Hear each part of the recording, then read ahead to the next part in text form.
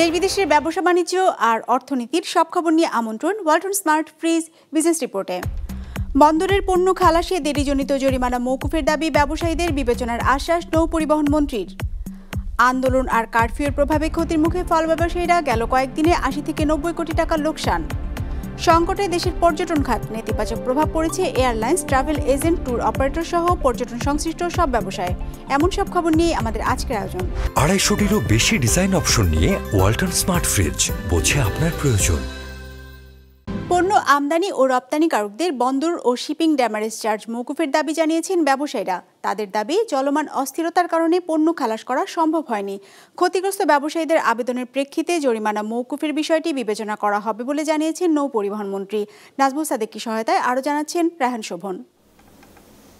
২ দশক ধরে খাদ্যপণ্য আমদানির ব্যবসা করেন আবু তাহের।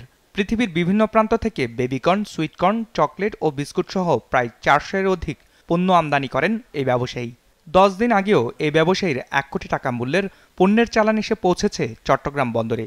কিন্তু দেশের সাম্প্রতিক অচলাবস্থার কারণে এখনও সেসব পণ্য পড়ে আছে বন্দরে, যা দুশ্চিন্তা বাড়িয়েছে এই আমদানিকারকের। ৬-৭ দিন যে অস্থিতিশীলতার কারণে আমাদের ব্যবসা বাণিজ্য সব বন্ধ ছিল। আমরা এমনি অনেক লসে আছি। আমাদের পোর্টে মাল পড়ে আছে, পোর্টে মাল রিসিভ করতে পারতেছি না। আমরা ডকুমেন্টস পাঠাইছি, ডকুমেন্টস আসতেছে না। এই সমস্যার কারণে ৭ দিনের আমরা সরকারের কাছে চাই যেন এই ৭ দিনের পোর্ট চার্জ মওকুফ করে আমাদেরকে ব্যবসা করার সুযোগ দেয়, এটাই আমরা চাই। তথ্য বলছে, বন্দরে আসা আমদানিকৃত যে কোনো পণ্যের জন্য প্রথম ৪ দিন কোনো চার্জ দিতে হয় না। এই সময় জরুরি ভিত্তিতে পণ্য খালাসের প্রয়োজন হলে দিতে হয় ১,৬৪২ টাকা। তবে ৫ থেকে ৭ দিন বন্দরে পণ্য থাকলে ২০ ফুট কন্টেনারের বিপরীতে ব্যবসায়ীদের দিন প্রতি গুনতে হয় $৬, ৪০ ফুটের জন্য $১২। ৭ দিনের বেশি হলে এটি হয়ে যায় দ্বিগুণ।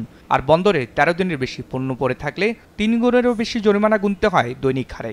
এমন পরিস্থিতিতে দেশের চলমান অবস্থা বিবেচনায় যে কয়দিন বন্দরে পণ্য খালাস প্রক্রিয়া ব্যাহত হয়েছে, সেই কয়দিনের জরিমানা মওকুফের দাবি জানিয়েছে ব্যবসায়ী নেতারা। আমার নিজেরও কিছু কন্টেনার এরকম চিটং পোর্টে আছে যেগুলি ড্যামারেজ হয়েছে গত কয়েকদিনের। তো এটা তো এই সার্কামস্টেন্স তো এটা আমাদের তৈরি না, বা আমরা ইচ্ছা করে চট্টগ্রাম পোর্টে এটা রেখে দেই নাই। এইরকম একটা সিচুয়েশনে যে চিটং পোর্ট অথরিটি যে ড্যামারেজ ক্লেম করতেছে, আমার মনে হয় এটা অযৌক্তিক। তো আমি সংশ্লিষ্ট কর্তৃপক্ষ, বিশেষ করে নৌ পরিবহন মন্ত্রণালয় এবং চট্টগ্রাম পোর্টের চেয়ারম্যান মহোদয়কে অনুরোধ করব, এই কয়দিনের জন্য কোনো ড্যামারেজ অন্তত চার্জ না করেন ওনারা। ব্যবসায়ীদের এমন ভোগান্তির বিষয়টি অবগত আছে সরকারও। ফলে যেসব ব্যবসায়ী বন্দরের অচলাবস্থার কারণে পণ্য খালাস করতে পারেননি, তাদের প্রমাণসহ আবেদন করার আহ্বান জানিয়েছেন নৌ পরিবহন মন্ত্রী। আপনারা জানেন যে চট্টগ্রাম বন্দর প্রায় ৫০০ কোটি টাকার উপরে ওয়েভার দিয়েছিল করোনার সময়। আমাদের কাছে ব্যবসায়ীরা সেইভাবে যদি উপস্থাপন করে, চট্টগ্রাম বন্দর সেটা নিশ্চিতভাবে বিবেচনা করবে। কারণ আমরা তো এখানে শুধুই যে ব্যবসা করার জন্য নয়, আমরা দেশের অর্থনীতিকে সেবা করার জন্য এই বন্দর প্রতিষ্ঠা করা হয়েছে। কাজেই এটা নিয়ে দুশ্চিন্তার কারণ নাই।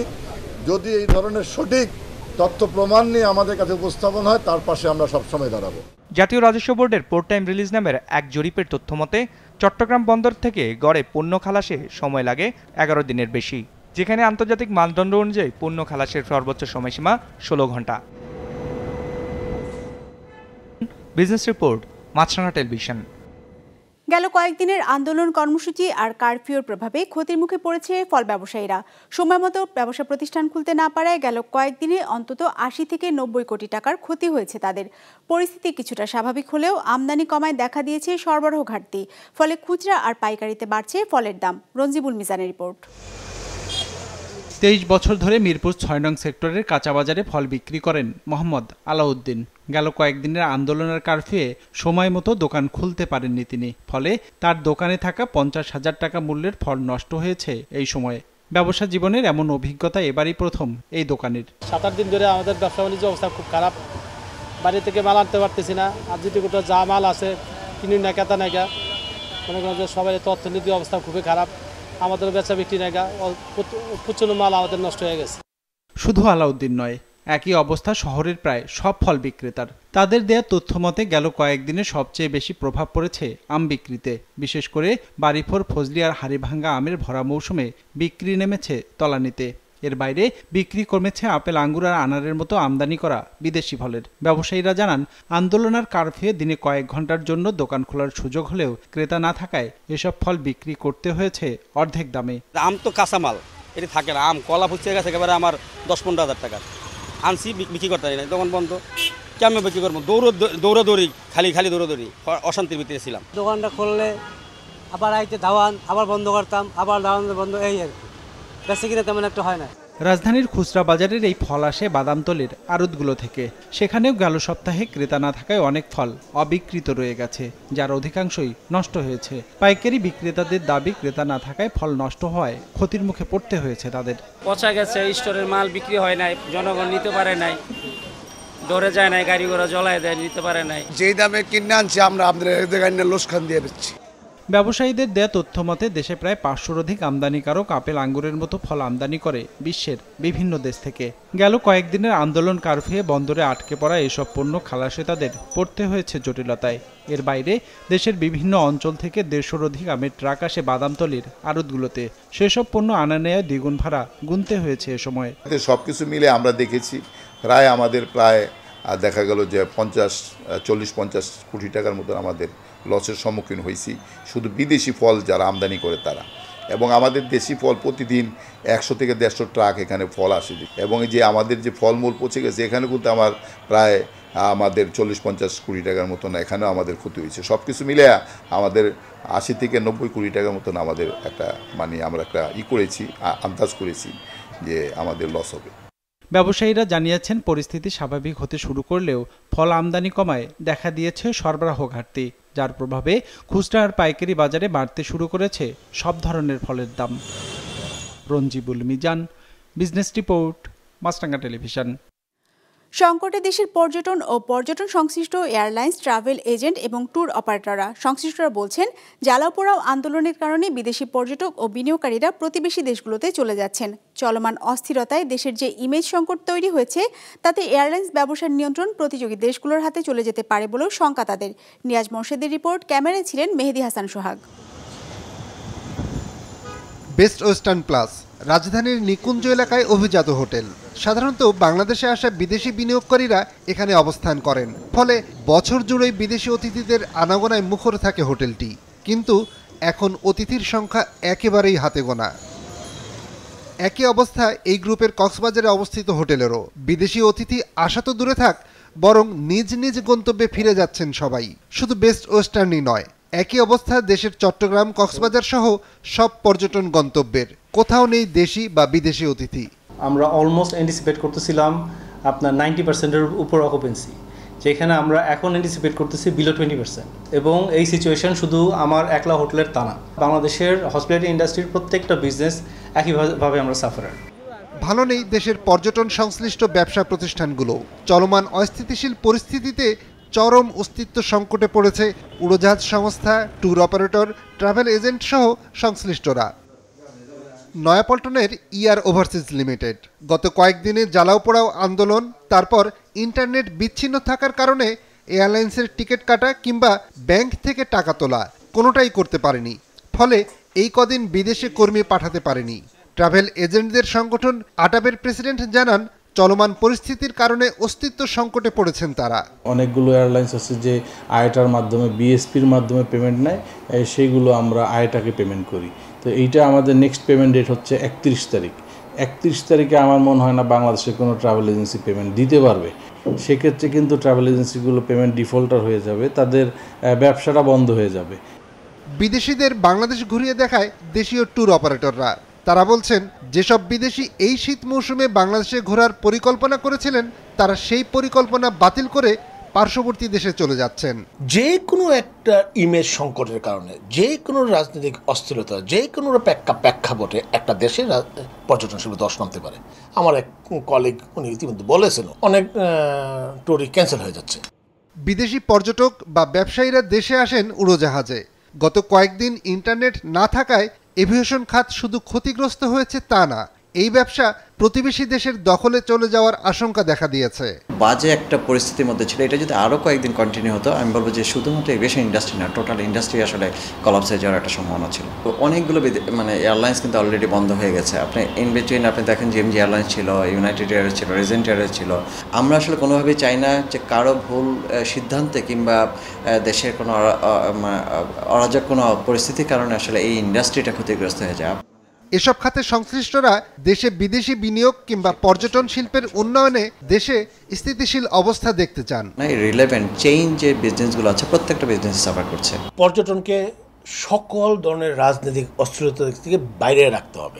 বিজনেস এনশোর ছিল, তারা সবাই এখন আমাদের নেইবারিং ডেস্টিনেশনগুলোতে ড্রপ ইন করতেছে। গত কয়েকদিনের উত্তপ্ত পরিস্থিতির কারণে টাকার অঙ্কে কতটা ক্ষতি হয়েছে তা এখনও নিরূপণ করে উঠতে পারেননি সংশ্লিষ্টরা। তবে বলছেন দীর্ঘমেয়াদে ভাবমূর্তি নষ্ট হয়েছে বাংলাদেশের। নিয়াজ মোর্শেদ, বিজনেস রিপোর্ট, মাছরাঙা টেলিভিশন। 250-টিরও বেশি ডিজাইন অপশন নিয়ে ওয়ালটন স্মার্ট ফ্রিজ, বোঝে আপনার প্রয়োজন।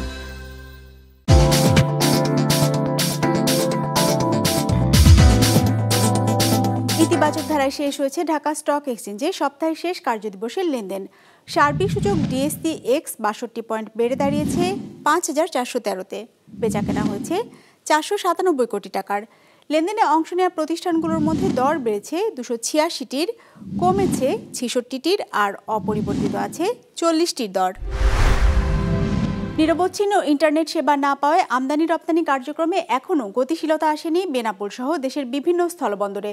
বড় ধরনের লোকসান গুনছেন আমদানিকারক ও বন্দর ব্যবহারকারীরা। যশোর প্রতিনিধি রাহুল রায় এবং ব্রাহ্মণবাড়িয়ার প্রতিনিধি আশিক মান্নান হিমেলের পাঠানো তথ্য ছবিতে ডেস্ক রিপোর্ট। বেনাপোল স্থলবন্দর ভারত থেকে দেশের শিল্প কারখানার বেশিরভাগ কাঁচামাল সহ বিভিন্ন পণ্যের একটি বড় অংশ আমদানি হয় এই বন্দর দিয়ে। কোটা আন্দোলনের জেরে সহিংসতায় দেশজুড়ে ইন্টারনেট বিপর্যয়ে গেল 19 জুলাই থেকে অটোমেশন প্রক্রিয়ার পরিবর্তে ম্যানুয়াল পদ্ধতিতে বন্দরের বিভিন্ন কার্যক্রম সচল হয়, কিন্তু এই প্রক্রিয়ায় কাজের ধীরগতিতে সংকট দেখা দেয়। গতকাল থেকে সীমিত পরিসরে ইন্টারনেট চালু হলেও নিরবচ্ছিন্ন সেবা না পাওয়ার অভিযোগ করেছেন বন্দর ব্যবহারকারী ও সিএনএফ এজেন্টরা। মূলত সমস্যা হচ্ছে আমাদের নেটওয়ার্কের, কারণ আমাদের কাস্টমসে কাজ করতে গেলে সমস্ত কম্পিউটারে কাজ করতে হয়, মোবাইলে আমরা বিভিন্ন জায়গায় নেটের মাধ্যমে যোগাযোগ করি আমদানি রপ্তানিকারক, এক্সপোর্টার, ইম্পোর্টার সবার সাথে, এবং বিভিন্ন মেসেজ দিতে হয়। সকল কর্মকাণ্ড থেকে আমরা থেমে আসি। আগে যেখানে বেনাপোল বন্দর দিয়ে গড়ে প্রতিদিন 350 থেকে 400 ট্রাকে করে ভারতীয় বিভিন্ন পণ্য আমদানি হতো, সেখানে ম্যানুয়াল প্রক্রিয়ায় টানা 5 দিন গড়ে মাত্র 10 থেকে 15টি ট্রাক এলেও গতকাল এসেছে 37টি। এইটা যদি বন্ধ থাকে তো সমস্যা হবেই, যেখানে আমদানি নির্ভরশীল আমাদের দেশ আমি মনে করি। কারণ আমাদের বেনাপোলে যদি ডেইলি 400 ট্রাক পণ্য আসে, চট্টগ্রামে কি পরিমাণ আরও আসতেছে, ঢাকায় সিটিতে আসতেছে, এয়ারপোর্টে আসতেছে, মোংলা আসতেছে, সোনা মসজিদ আসছে, ভুমরা আসছে, বিভিন্ন পোর্ট ইন্ডিয়াতে পণ্য আসছে। আর এই পণ্য যদি বন্ধ থাকে তো আমাদের তো সমস্যা অবশ্যই প্রকট ধারণ করবে। এদিকে নিরবচ্ছিন্ন ইন্টারনেট সেবা না পাওয়ার প্রভাব পড়েছে আখাউড়া স্থলবন্দরেও। স্বাভাবিক সময় এ বন্দর দিয়ে প্রায় $2 লাখ মূল্যের হিমায়িত মাছ, রড, সিমেন্ট, প্লাস্টিক ও ফার্নিচার সহ অন্তত 15 থেকে 20 ধরনের পণ্য রফতানি হয়। অথচ গতকাল ইন্টারনেট চালু হলেও মাছ ও সিমেন্ট ছাড়া অন্য কোনো পণ্য রফতানি হয়নি, আর আমদানি শূন্যের কোঠায়। বিল এবং কাস্টমসের অন্যান্য বিষয়গুলো সবগুলোই অনলাইনের মাধ্যমে পরিচালিত হয়। তো যেহেতু অনলাইন বন্ধ, সেহেতু এটাও স্থবির। তবু ওই মাছটা শুধুমাত্র পচনশীল হওয়ার কারণে এটা যাচ্ছে, আর বাকিগুলা বন্ধ। এতে করে ব্যবসায়ীরা চরম ক্ষতিগ্রস্ত, পাশাপাশি এটার সাথে যারা সংশ্লিষ্ট সকলেই ক্ষতিগ্রস্ত। শিগগিরই বন্দরের কার্যক্রম পুরোদমে সচল করতে প্রয়োজনীয় ব্যবস্থা নেওয়ার আশ্বাস দেন সংশ্লিষ্ট কর্মকর্তারা। এই মধ্যে গতকালকে 37টা ট্রাক এসেছে পণ্য, তার আগের দিন 5টা, তার আগের দিন 7টা, খুব কম সংখ্যক এসছে। কিন্তু গতকালকে দিন 37টা, এবার আজকে মনে হয় অনেক ট্রাক বাড়বে আমদানি। তো আমাদের কাঁচামরিচের দাম 600 টাকা হয়েছে, কাঁচামরিচ কালকে কিন্তু প্রায় 25টার মতো ট্রাক এসছে। রপ্তানিকারকরা পেরিশেবল গুডস ছাড়াও তারা যদি অন্যান্য প্রোডাক্টও পাঠাতে চায় তাহলে সেগুলো ম্যানুয়ালি পাঠানো যাবে এখন। মানে আমাদের পোর্টে কোনো সমস্যা নাই, পোর্ট পর্যন্ত যদি কোনো মালামাল আসে সেটা অবশ্যই রপ্তানি হবে। যান চলাচল স্বাভাবিক হয়ে গেলে তো আগের মতো অন্যান্য সময় প্রতিদিন যেভাবে রপ্তানি হতো সেভাবে হবে। গেল 6 দিন ধরে আমদানি রফতানি কার্যক্রম ব্যাহত হওয়ায় প্রায় 100 কোটি টাকা লোকসানের দাবি করেছেন বেনাপোল বন্দর ব্যবহারকারীরা। অন্যদিকে আখাউড়া স্থলবন্দর ব্যবসায়ীদের হিসাবে এই কয়দিনে তাদের লোকসান 12 কোটি টাকার মতো। নাদিয়া আফরিন, বিজনেস রিপোর্ট, মাছরাঙা টেলিভিশন। দর্শক, আমাদের যে কোনো পর্ব নিজেদের সুবিধাজনক সময় দেখতে সাবস্ক্রাইব করুন বিজনেস রিপোর্টের অফিসিয়াল ইউটিউব চ্যানেল। ফেসবুক পেজে লাইক দিয়ে আপডেট থাকুন ব্যবসা বাণিজ্যের আলোচিত সব ঘটনা সম্পর্কে।